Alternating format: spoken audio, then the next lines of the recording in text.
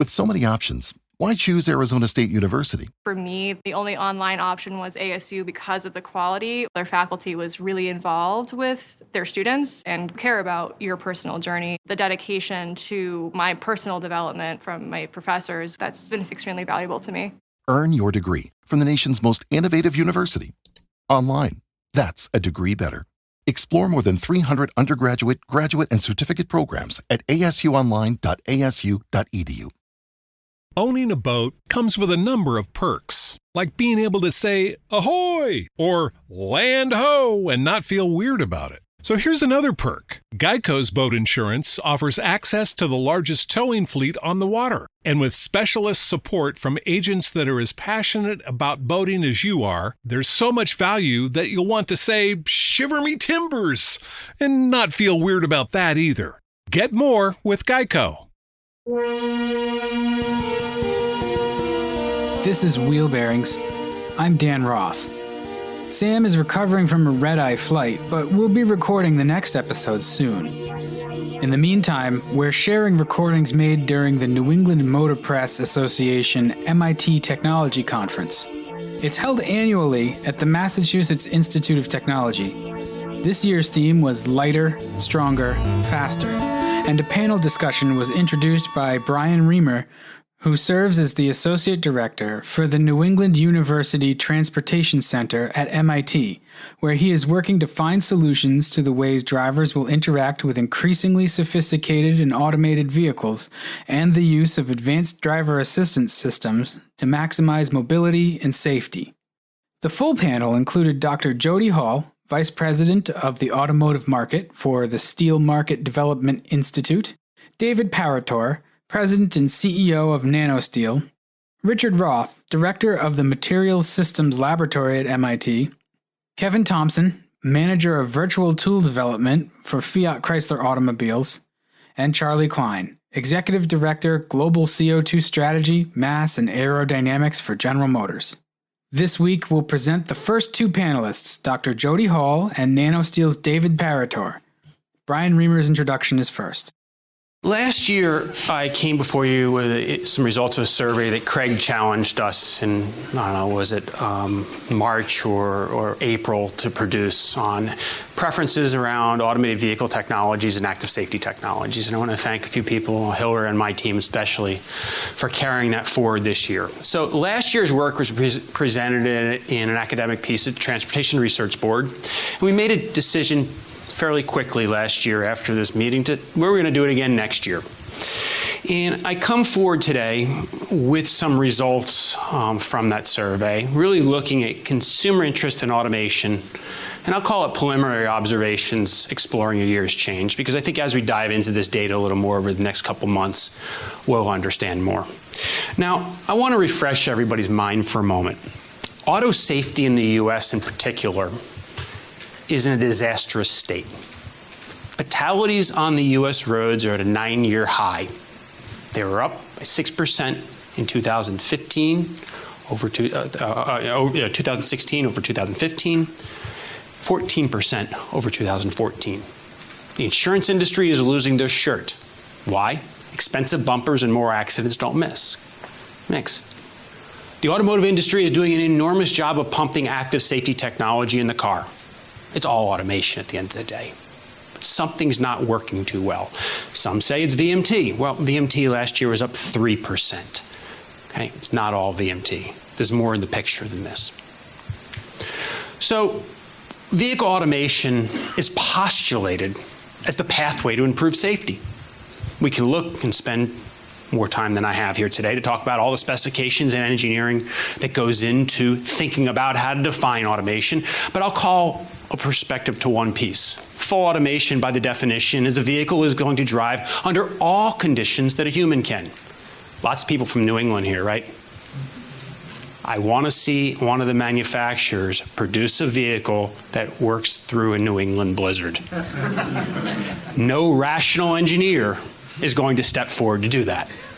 So L5 automation, although we talk about it in the news and a couple organizations saying we're striving to it, well, maybe not by the definitions. So So what are we doing? We're producing highly automated systems that are aimed to work in an operational domain that doesn't include a New England blizzard. Maybe the city of San Francisco, maybe Mountain View, maybe a section of Boston down by the water.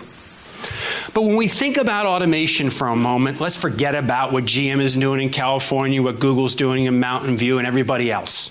It's not about self-driving. It's about a process. It's an evolving process. Malcolm Gladwell's book, The Tipping Point, says it best to me. The tipping point in automation in the car has absolutely nothing to do with today. It's the automatic transmission. It's not the first piece of automation. Power steering was a humongous finding. But the automatic transmission relieved the driver of using their hand to shift, their foot to push the clutch, their mind to think about how many RPMs were moving around and when to do it. And what did we do? We picked up our phones to do something else. So as we think about distraction in the world today, the distraction problem is filling the attentional vacuum that we've created. I'm not saying it's a bad thing to have automatic transmissions. I'm just saying you got to take a step back and think about the holistic issue of how automation is changing our experience in the car. So while the manufacturers would love to say it's Google's fault, it's Verizon's fault, and Verizon and Google will say, well, it's the manufacturer's fault, it's everybody's fault. This industry needs to work together on problems that are actually monumental in nature and human behavior, and that's why having a conference like this at MIT every year is so special. So let's talk about a survey for a minute. Last year, Craig Fitzgerald's idea, not mine. Craig's somewhere in the room here. Blame him. There he is. What do we summarize? Well, consumers were overall satisfied with technology in their vehicles. Overall interest in automation was relatively low. Lots happened in the last year, though.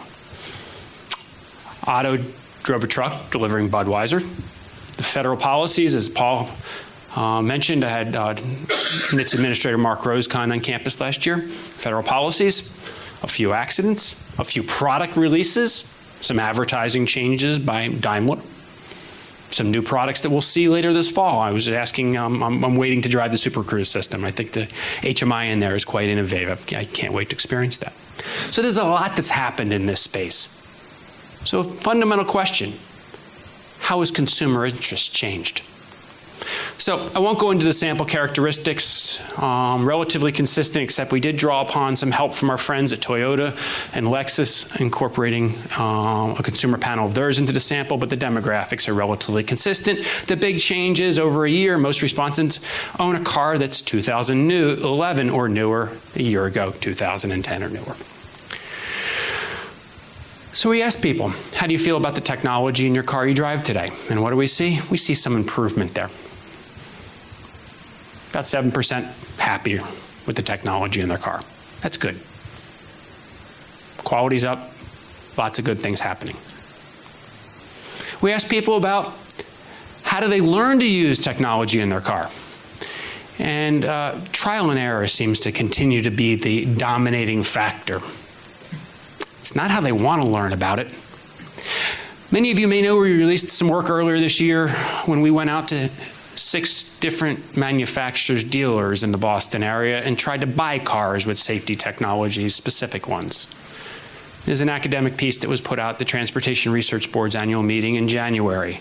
I urge you to read it because it is an illustration of the state of disrepair of the automotive delivery system. Out of the work, only Subaru was capable of selling technology across 3 dealers to a consumer mystery shopping for technology. Volvo is my favorite case study. They have more safety efficacy behind city safety and Volvo products than any other manufacturer out there publicly. Go in and ask 3 of the local dealers about safety, and they talk negatively about the active safety systems in Volvo vehicles and pushing the passive safety characteristics. And let's not go to being sold a vehicle that does not have what you're looking for. I urge you to read. Why? Because if we're going to automate, we need to bring the consumer along. And the consumer's touch point has a tendency to be, for better or not, the dealer. So as a quick summary, individuals remain pleased with their current vehicle technologies despite divergence preference for learning, as in 2016 trial and error is the problematic perspective. Now, why trial and error doesn't come with a mental model? You should do it this way. Do you figure it out how to do it this way? Well, that's by and large the luck of the draw. What do individuals want? Little manuals, little dealership education, little online. We're all different when we learn. Many of you remember when you're in college classes, some people learn by sitting at lectures, some people learn by reading the books, some people learn by working through problem sets with friends. We're all a little different. But at least print material and structured material comes with a specific model, a mental model of the design team or the marketing team, and how they'd like you to understand that technology. So let's fast forward here. The world's being defined by billions of dollars of investment in automation by the world's largest technology companies, some of the world's largest automotive manufacturers, depending on how you define them these days, apparently.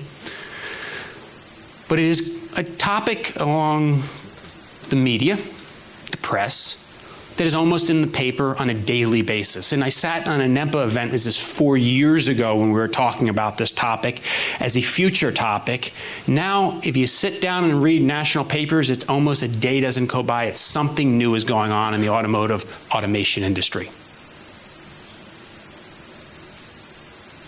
Technology is great. Over a year ago, sampling characteristics are similar enough. We've done a little work there. Consumer interest in automated autonomous cars has dropped by 11%. Consumer interest in technologies to support them as a driver, up 19%.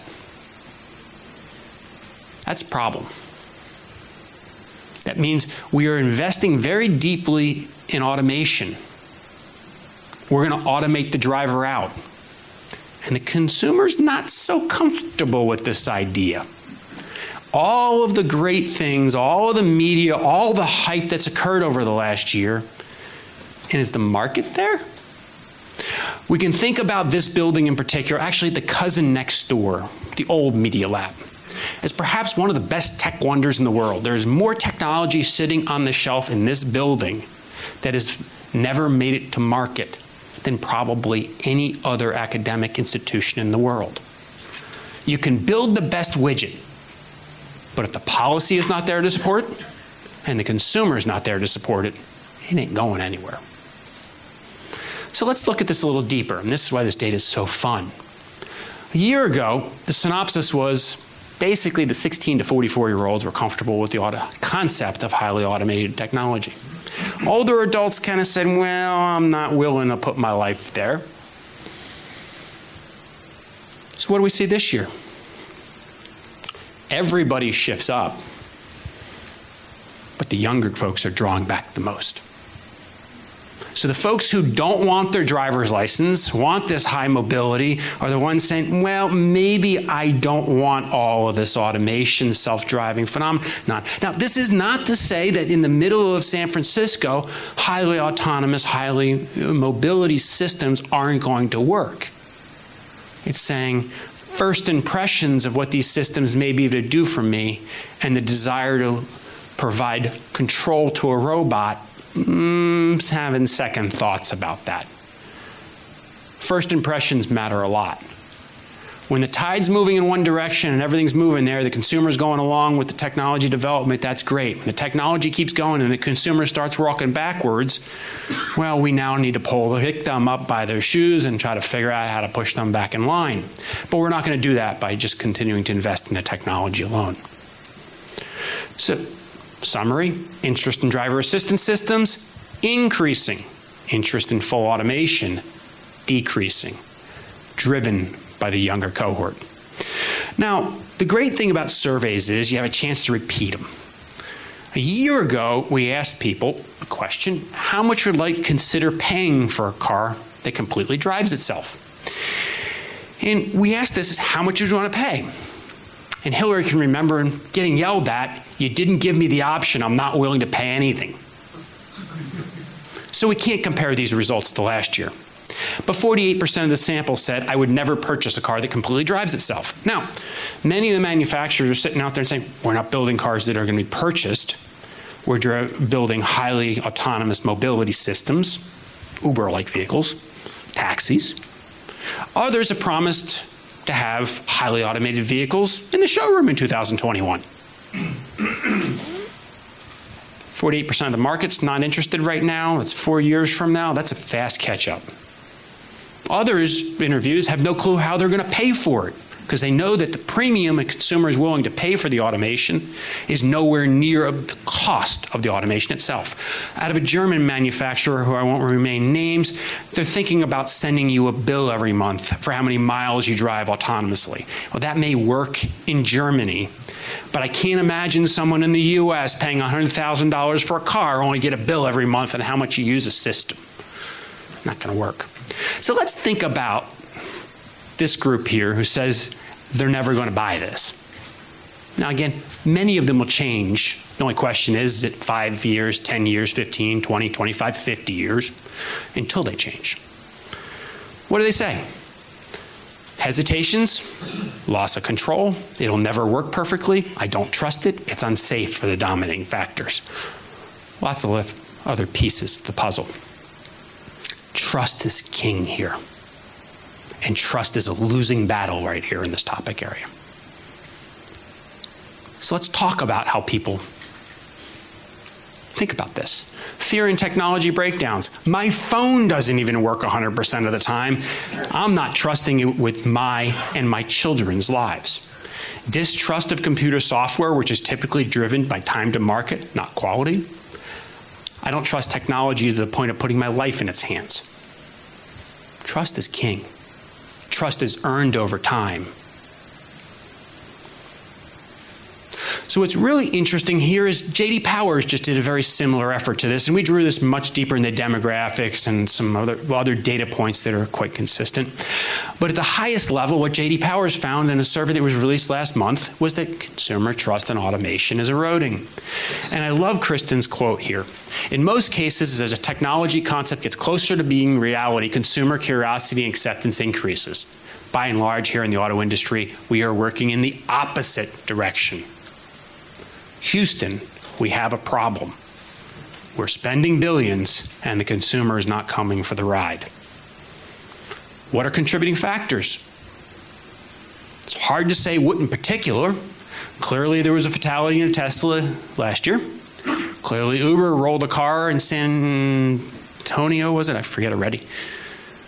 But what I think is the dominating factor for me is not the few accidents. I've seen computers that don't work. My phone crashes on a daily basis and never hooks up to Wi-Fi. Technology in general, although changing our lives, is just not perfect. In the context of taking the most difficult thing I do on a daily basis and handing it over to a robot, that's tough. And we even define what safety needs to be. Is an autonomous vehicle that is safer than manually controlled vehicles, brings fatalities down to 38,000 a year enough? Is an autonomous vehicle that never hits a curb and crashes into a curb what we're looking for? How do we set the consumer's benchmarks of what we're looking for? Right now, people look at robots to be far superior. They're thinking about it as a car that never hits the sidewalk or the curb. But in reality, huge strides in auto safety would come from a 5, 10, 15% decrease in fatalities year over year. So let's sum this up quickly. So I was told to keep this under 20 minutes. Trust in technology. It's earned over time. It takes a long time to build, sometimes years. It's eroded instantly in the case of failure. How do we develop a system where the automotive industry works together with the technology players and all the bits and pieces and policy, where we develop a system to build consumer trust in new age mobility over time? I'm looking over here at GM. You can't do this alone. You need policy's help. You need Ford's help. You need Google too.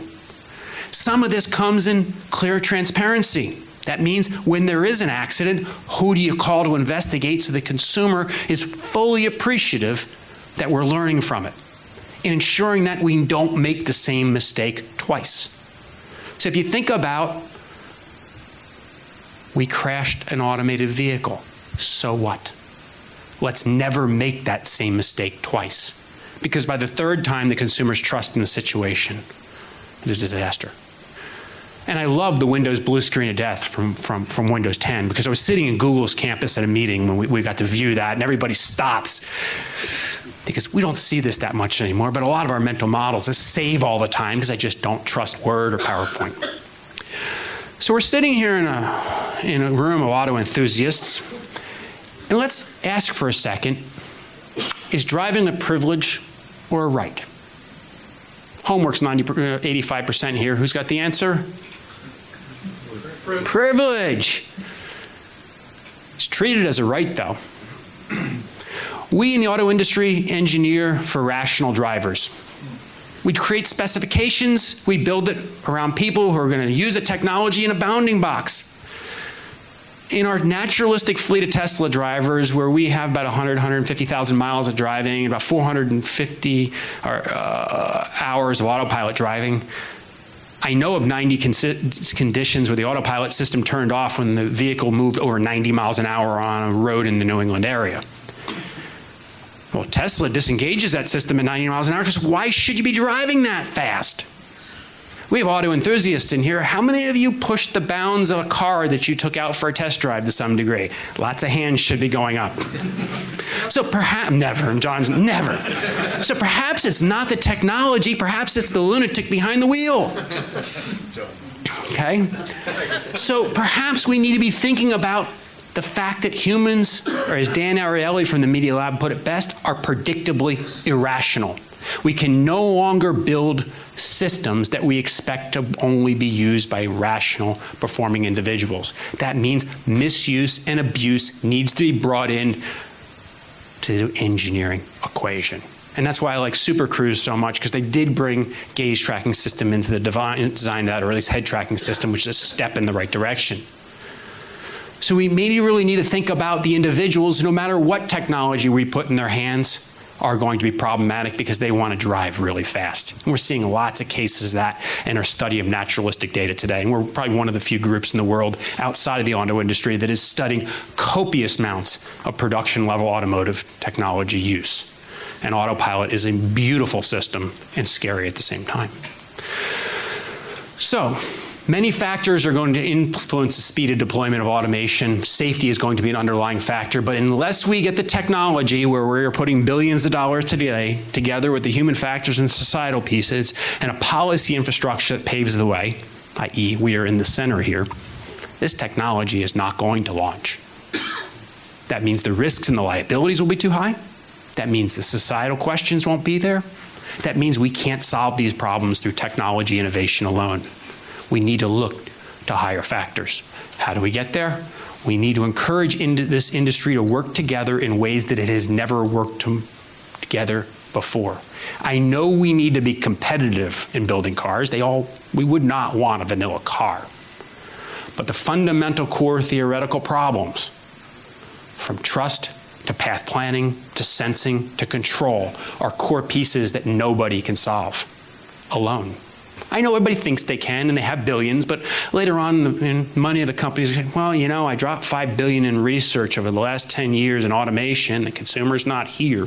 And we're still not going to be perfect, because 98% is not good enough here. 100% is, or virtually 100% is needed. So some key conclusions here. Results of this second study, which we aim to publish at some point, are basically summarizing manufacturers are spending billions on self-driving vehicle technologies, but consumer interest appears to be eroding to some extent. Trust, major factors.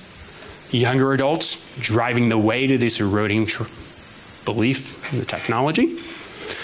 New innovations perhaps are needed on the softer side of high tech to address consumer concerns. If automation is going to succeed in a way I believe the automotive industry needs it. So what do I mean by softer side? I mean, perhaps full autonomy shouldn't be our short-term focus. Perhaps doing a better job at the driver assistance and partial automation systems that are dotting the marketplace today.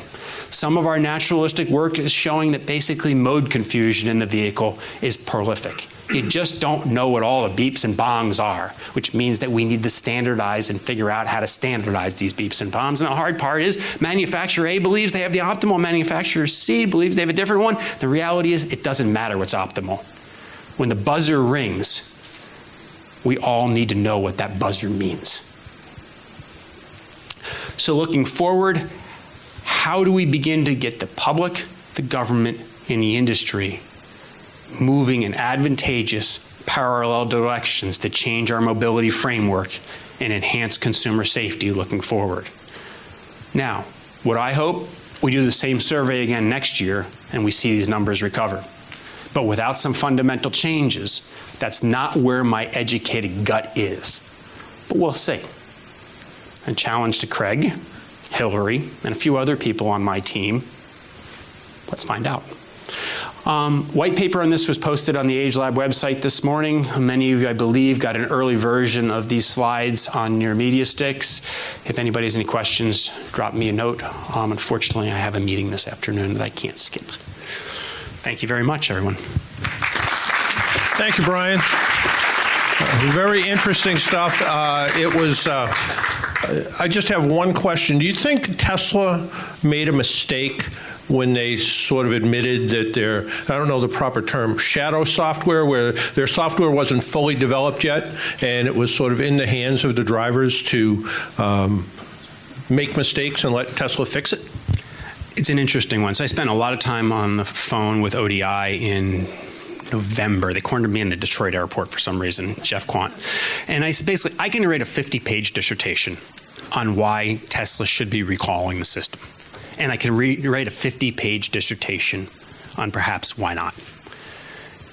I think the best thing for the auto industry to do is watch, learn. There is incredible things happening in that vehicle that probably shouldn't be. It is fragile technology. It is incredibly impressive technology. But by learning together what lead adopters are doing in $100,000 beautiful electric cars, perhaps we can figure out how not to make mistakes over and over again. It's a beta test population. Yeah. Should it be on U.S. public roads? That's a whole different question. But since it is, the most important thing we can do, from academia to policy to industry, is learn as much as we can together about how it's working, where it works, and why it doesn't. Thank you, Bryan. See, it's great to be the moderator. You get to ask a question. Back to the topic at hand, stronger, lighter, faster. And again, we talked about it at lunch about, building lightness into vehicles, and part of it has to do with structure. And our next speaker is Dr. Jody Hall. She's the Vice President of Automotive Market Steel Market Development Institute. I know I didn't get that right, but Dr. Hall is Vice President of the Automotive Market for the Steel Market Development Institute, where she's responsible for leadership of the Automotive Applications Council.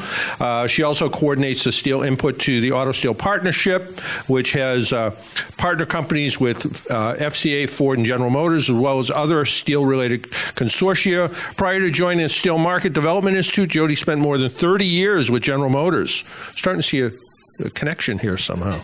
With responsibilities ranging from research and development to new materials.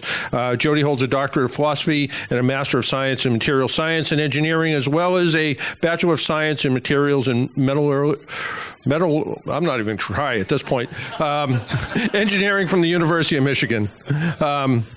Jody, come on up. Do you want to hold the microphone or have it here or whatever you want? Yeah. And Thank you, John. You can wander a little bit if you want. Yes, not too much because they're videotaping, and plus you need to see slides, so I'm going to try to stay out of everyone's way. But thank you very much. I'm happy to be here at the NEMPA Technology Conference, and I'm going to talk to you about how making steel stronger will make vehicles lighter, and how we're doing that faster in terms of working and collaborating very closely with our automakers to show them how to implement new steels into production. So to do this, I thought it would be good to show you what we've done in terms of technology over the last 50 years. When people think of steel, people think of old technology, and that is far from the truth. There's quite a bit of technology, and we are even moving faster. So if we take a brief look over the last few decades, you're going to see how we've been innovating through the years. So I'm going to start off. I don't know how many of you are familiar with stress and strain, but we're going to talk about tensile strength and look at how steel is increasing in strength, and that's on the bottom, the x-axis. And then we're also going to talk about elongation, which gives you a relative idea of how formable the steel is. And I'm focusing on sheet steel, which is used for body structure and some chassis components. So the higher the elongation, the easier it is to stamp into a part shape. And then on the left-hand side, you're going to see the number of grades of steel grow. And grades of steel are sort of similar to flavors of ice cream, but they're different types of steel that are out there for different applications. And because there are hundreds of parts on a vehicle, different materials, as Charlie pointed out earlier, different materials require different properties and performance. So starting off in the 70s, we had 7 grades of mild steel, and there were just different flavors that allow the automaker to design a part and get additional shape and draw it deeper. In the 70s, for those of you who remember or maybe read in the history books, there was the oil embargo, and that led to the introduction of corporate average fuel economy, or CAFE. Because of this, we needed to support the auto industry in shedding some weight. And how we did that is we came out with stronger steels, and this group of steels called high-strength steels. And these steels, because they're higher in strength, means that you can use less of them to do the same job. So this way, we helped the auto industry shed some weight to get better fuel economy. In the 90s, there are a lot of new safety regulations came around. Like the Safety Act was introduced in the 60s, but that was focusing on seat belts and lighting and things like that. By the time we get to the 90s, there's a lot of collision performance requirements that were put into place. And this required even more performance out of materials in the structure of the vehicle, and most vehicles are made out of steel. So the steel industry, again, collaborated with the auto industry and helped develop higher strength steels that could be applied to help get efficient safety into vehicles. So you can see here now we've gone from 7 to about 21 up to 65 and dramatically increased the choices that an engineer has to design vehicle parts. And then in the 2000s, we continued to innovate and to fill in some of the gap areas, again, to help the designer design the most efficient part. You can also see the introduction of aluminum alloys, which at this time was mostly used for hoods for the vehicle. There's a lot of mass in the front of the vehicle, and that was a good way to take out some extra mass. But also hoods aren't very complex in shape, and because aluminum, you can see here, is lower on the chart than steel for the same area of strength, but because it is lower in elongation, it doesn't form as easily, and because it doesn't form as easily, you can't get as dramatic of shape. So it's much more difficult to design other components out of aluminum than steel because of that.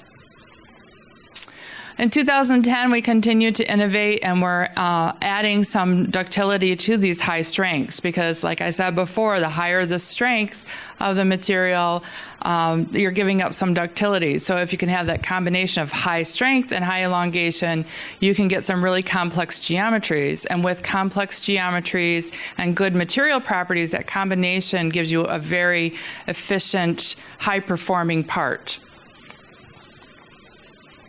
And then finally, what we're working on today. So we're still continuing to innovate, and we're bringing out a classification called third generation advanced high strength steel. And that, again, is to give more formability and options to the design engineer to make these components. And these are actually focusing in on some grades that have to be roll formed or hot formed by alternative processes to get good shape. So we anticipate seeing a lot of these grades entering into the market very soon. And some of these early grades are coming out in vehicles today. So just to kind of focus in a little bit on where these steels are used and why they were introduced. If you look on the left, it highlights the front and the rear of the vehicle. This is the area where you need a lot of good energy absorption. And so you're going to use some higher strength grades, but also the ones with good energy absorption to keep that crash energy management, keep it away from the passengers. And then on the right-hand side, you can see the passenger compartment, and we use the highest strength steel grades in these components so that it prevents intrusion into the vehicle. It's for anti-intrusion so that the passengers don't get hurt. In this next slide, I'm going to show you a video. If I can get it started here. There we go. This is the IIHS 50th anniversary video. So it's a 1959 Bel Air, I know it's a shame they had to do this, and a 2009 Malibu, and it's demonstrating how far we've come in terms of safety. And you can see the Bel Air is a much beefier looking vehicle, but when you take a closer look, you certainly would not want to be inside that Bel Air. The Malibu is much safer. And this is 2009, so now it's 8 years ago already, and the vehicles continue to get safer for all of us. So I think we can all agree this is a very good thing. So yes. So, go hug a safety engineer. So another thing to consider is the complete cost of ownership. So typically when people walk into a dealership and they're going to buy a new car, they're really excited, and they're excited about the design, they're excited about the performance, especially good safety performance. Depending on what year we're talking about, they may or may not care about fuel economy. Right now, fuel is cheap, but a few years ago it wasn't quite so cheap. So all in all, people tend to buy the priciest vehicle that they can afford. And sometimes if it's really flashy or something, they can easily be talked into buying something that's a little bit more than what they were planning to spend. But what they typically don't think about when they're buying that vehicle is how much their insurance rates are going to be. And they're certainly not thinking about that fender bender they might get into down the road and how much it's going to cost to repair. So one thing that we're doing in the industry is working very closely with groups like iCar to help with repair procedures. And we work also with the automakers on those repair procedures so that this can be done at a very cost-effective price for the consumer. And, as we continue to increase the strength of steel and make it safe for you to drive, when you are in an accident and a pretty bad one, it can be difficult to extricate the passengers. So we're also working with first responders to come up with new ways of getting passengers out because the jaws of life are just not strong enough for some of these steels. So we've worked very closely with that group as well.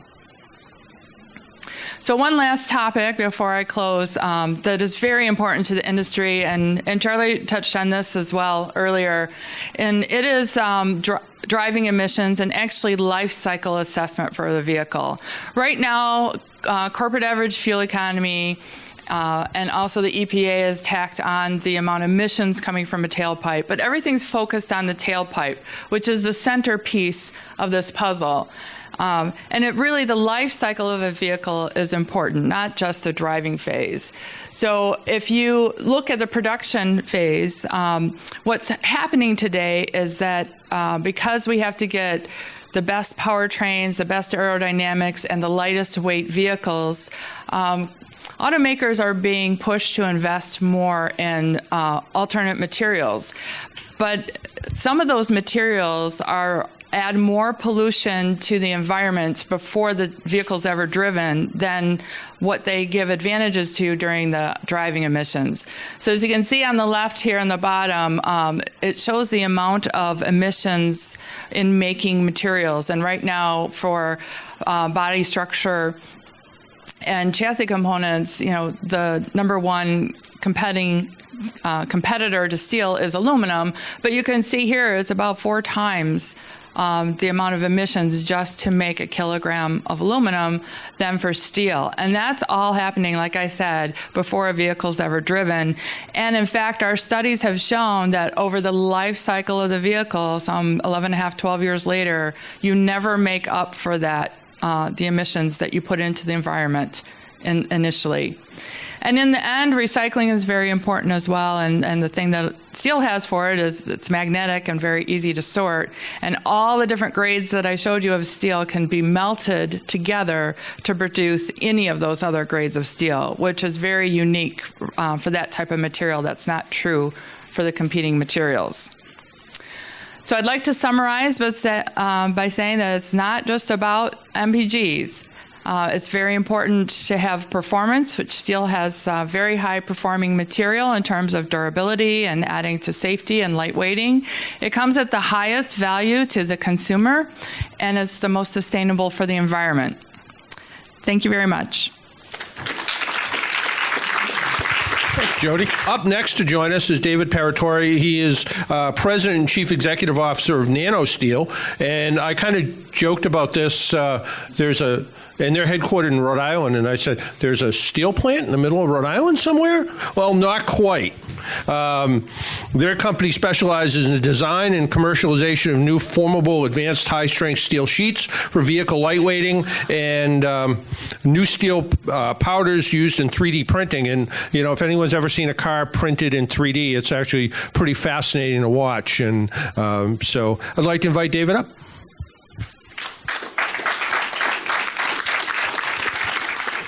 Thank you. Okay, so it's actually great to follow both Charlie and Jody because they've pretty much answered most of the questions that you could possibly come up with. So I'm going to take a different tact, and I'm going to dig a little deeper into what it's like to be the material designers, the guys who have to come up with these alloys, versus the guys and the men and women have to figure out how to use them. Right? So it's somewhat iterative, but we're going to walk through this process. It starts with this: nothing's easy. Right? And you've all played whack-a-mole at the carnival, right? And something happens, and then another one pops up, and you hit it, and another one pops up. This is the way it is. Designing materials, figuring out how to design cars, making cars work, it's not easy work. Your jobs are not easy. So it's no different for us. And in fact, sometimes it's by your own doing, right? Sometimes you're stupid enough to hit a wall, and you don't even realize you're doing it. Right? We do the same thing. And sometimes, no matter how good you are, you can't predict what someone else is going to do to you. Right? And so the world we live in material design is like this. The world we live in automotive design is like this. Sometimes you can control it, sometimes you can't, but you have to do this following. Put your head down and do a good job. Just keep on pushing.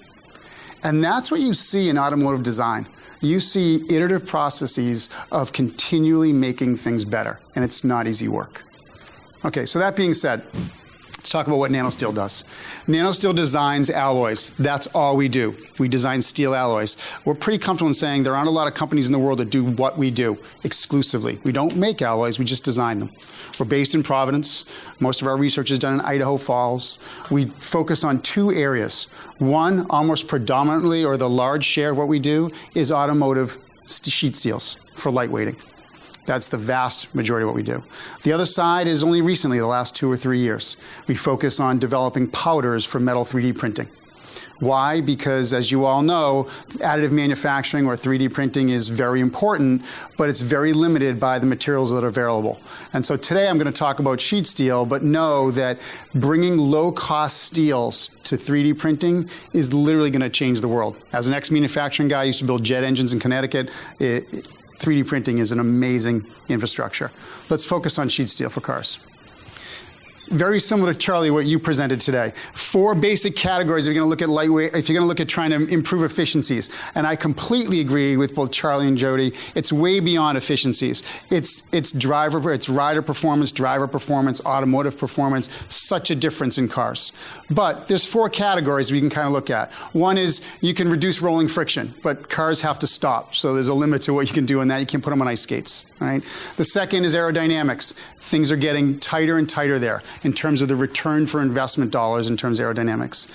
Drivetrain, that's the big bucket everyone talks about. Diesel engines, 10-speed gearboxes, hybrid vehicles, electric vehicles. That's a lot of the focus. But in the end, if you just make cars lighter, you get a benefit across most of these. Just make them lighter. The problem is you can't make them smaller, right? We can find a way to make them lighter real easy. Just make them smaller. But no one wants a smaller car. Just go out in the parking lot. You can see that. Right? And so, that being said, when you try to figure out how to make them lighter and you look at the materials you have available, there's a lot of questions you have to answer as a designer. Right? It's not just what's the material cost. It's all the other things you may not think about as someone who uses that material. Do I have to change my infrastructure? Right? Do I need new machines to actually stamp the parts? Can I join the material? Charlie talked about that. Advancements in joining technology are incredibly important as new materials come online. Do I have to retrain my workforce? I'd rather not. If I can just have these guys do the same work they did yesterday, life's a lot easier. Availability globally. That's one that a lot of people don't think about, but in the automotive world, most platforms are going global, meaning it's too expensive to design a car for each region. So let's design a basic part of that car, the majority of the car, and use it across the globe. The problem then is I have to have materials that are available across the globe. Most industries, steel being one of them, are very regionally based. A steel you have today in North America may not be available in South Korea. So that's a real challenge for global design. And the last one is, even if you get all that right, and you can have a beautiful car coming out of the production facility, you've got to be able to repair it, which is what Jody talked to. So all those things come into play when you're looking at figuring out what material am I going to use. And so if you start with a very big picture and say, there's an infinite possibility list of materials that are available to me.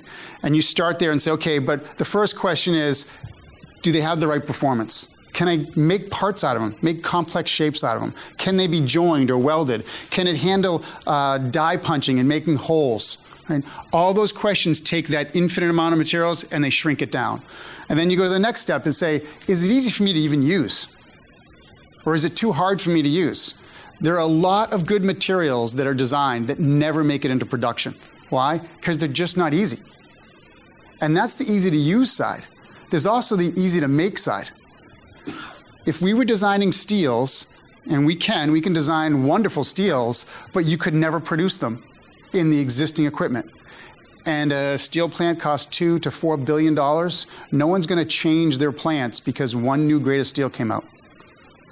The steel industry is an amazing industry. $1 trillion industry, quietly going about its business every day. No one gives it a second thought.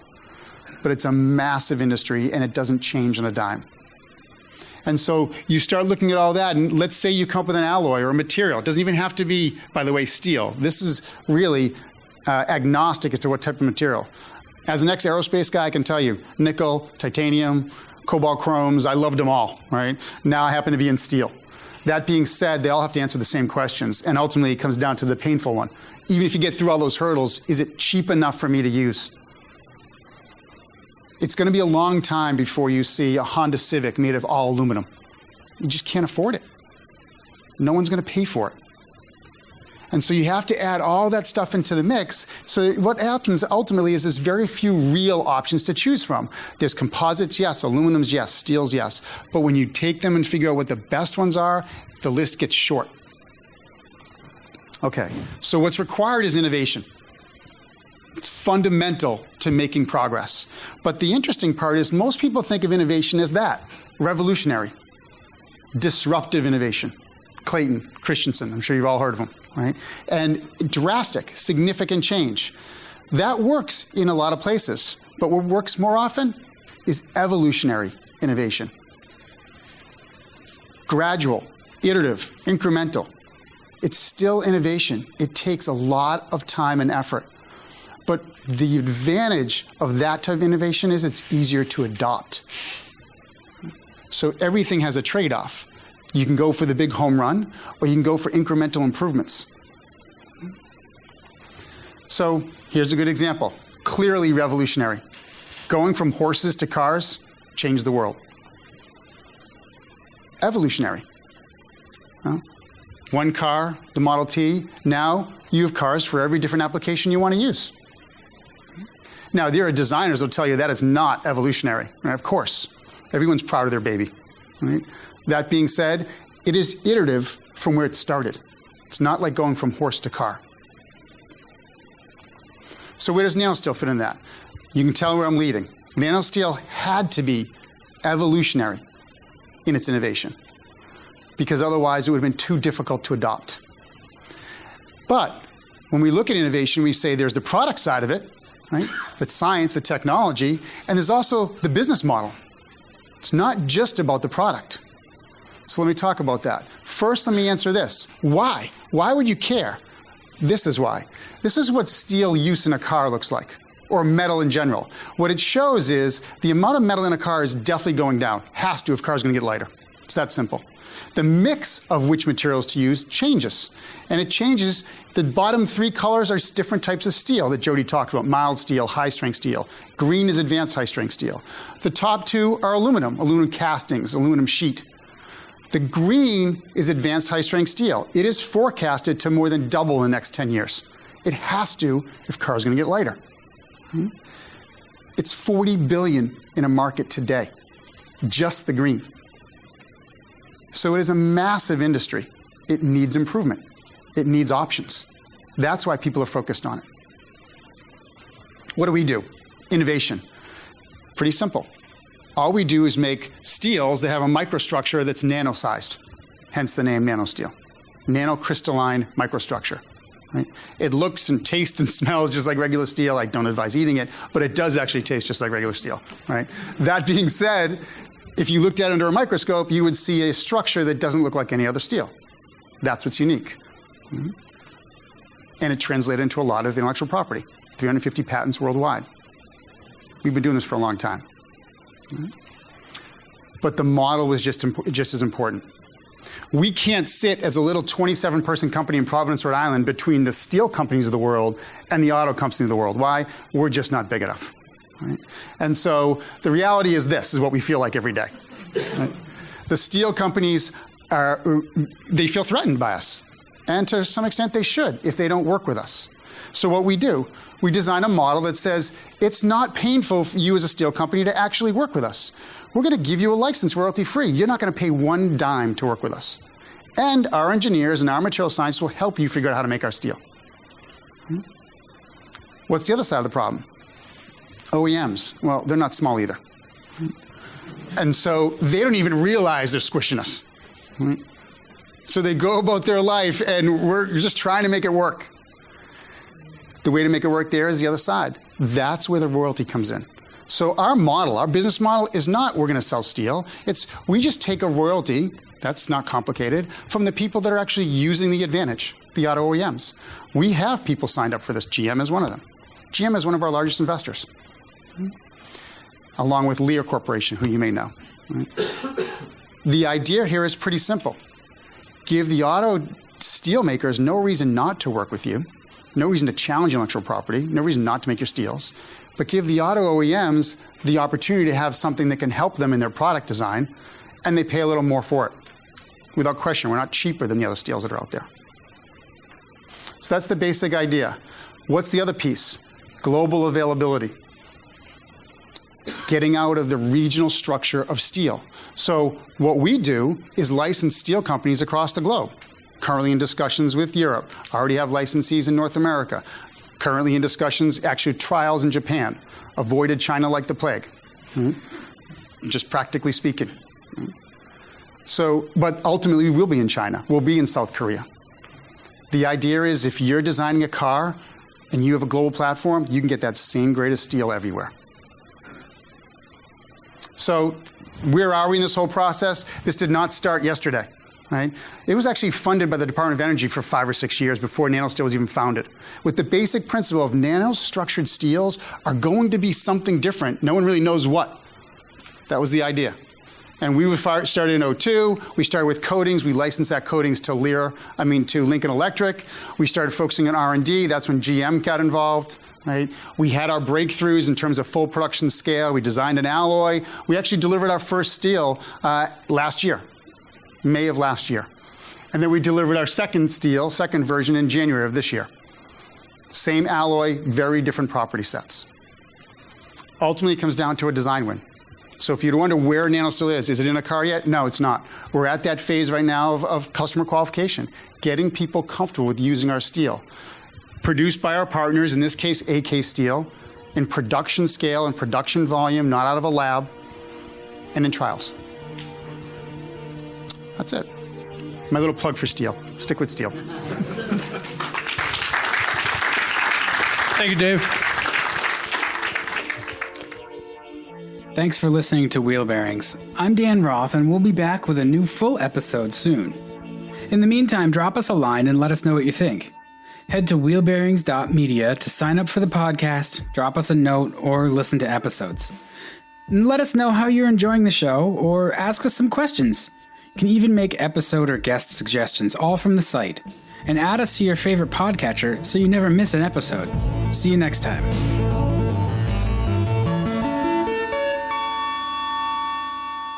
At Arizona State University, we've made online education better, smarter, and more personalized so you can go further in your aspiring field. I decided to pursue medicine once I realized that ASU did have the online program for biological sciences. You're still required to learn the same curriculum. You're still being tested on the same content that anyone would be tested on in person. The comprehensiveness of the program prepared me so well for medical school. Explore over 300 programs at asuonline.asu.edu.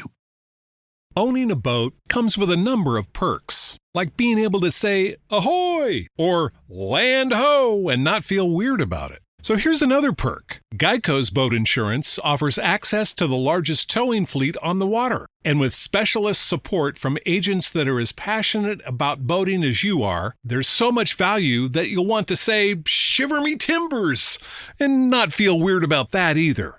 Get more with Geico.